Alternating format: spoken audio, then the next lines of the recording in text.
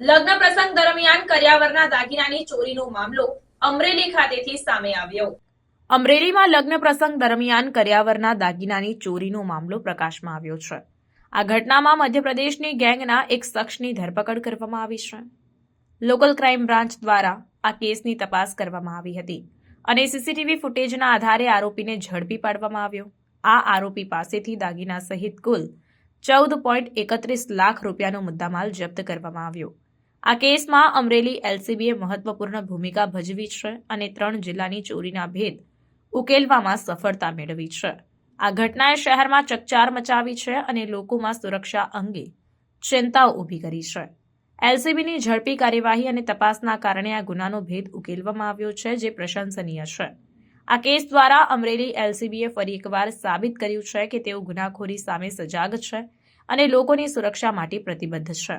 આ ઘટનાથી લોકોમાં સુરક્ષા અંગે જાગૃતિ વધારવાની જરૂરિયાત છે અને સાવચેતી રાખવાની સલાહ આપવામાં આવી છે।